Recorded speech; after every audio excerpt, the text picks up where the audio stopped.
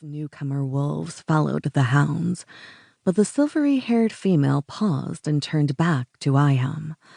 "It's safe now. You don't have to hide anymore." In that moment, he understood. She's like me. The knowledge had him shifting into his other shape, the two-legged one with spindly legs and soft belly. He didn't often change, because his cage couldn't accommodate his other side. His floppy red hair fell in his face, partially covering his eyes. Expression soft, she smiled at him and held out her hand. "Come with me, my special little kit. It's time to take you somewhere safe, a place where you can thrive and grow." He understood her words, even though he didn't speak. Apprehension beset him. Who was she? What did she want? He heard a sharp, yelping cry of pain and snarls as the wolves clashed with the hounds. Hounds that would have hurt him if he'd been caught. "I promise I don't want to harm you. No one will ever harm you, or they will answer to me," she added in a low growl. "You have my word as an emissary of the Lykosium." While not used to kindness, he craved it. Something about this female asked him to trust. He clasped her outstretched fingers. The woman, called Luna, took him home with her, raised him, protected him, and taught him to fight for himself. When he hit manhood and the opportunity presented itself, he paid back Luna's generosity by serving her, and in the process, saved other were from the fate he'd almost suffered. And like those who'd hunted him and his kind, Kit showed no mercy. 1. Present day. "When are you returning?" Luna asked, her right as Kit's superior and current head of the Lykosium Council. She was also his foster mother, but not when it came to council business. Kit transferred the phone to his other ear before replying. "Soon. My investigation here isn't quite done."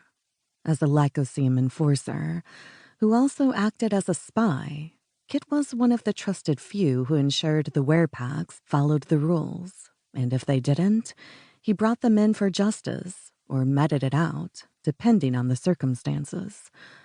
Oh, nothing else, just that simple word. Growing up, he'd known Luna not to be the type to ask many questions or force answers. It had proved oddly effective. "I've got a lead." Not much of one, and yet it gnawed at his gut. "Do you, or are you letting your emotions cloud your judgment?" "That would be a first," was his dry reply. His early childhood as a hunting toy for sadistic humans had left its mark. He didn't trust easily, Luna being one of the few he truly cared for. He owed his life to her, and his dumb name. How original, naming a were with impossible fox genetics, Kit. In her defense, when she'd found him as a toddler, he'd had no name, no words, nothing but an instinct for survival. "This is about that girl," Luna stated. No need for a name, because she filled his mind. Poppy Smith, not her real name, born Penelope Moondust Jameson. She was 6 years younger than Kit. Not that age mattered. He'd first come across her when on the trail of a were gone feral.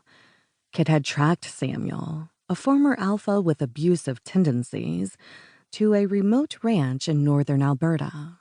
He'd ended up finding more than he'd expected, including a woman who flinched at shadows.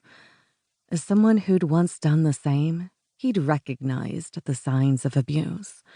That had led to him investigating those living at the ranch, seeking a culprit, only to realize her fear resulted from abuse in her past. That should have been the end of it. Instead, he'd looked deeper. Once he'd started, the mystery had deepened. "This isn't about Miss Smith, but rather her former pack. It's my belief."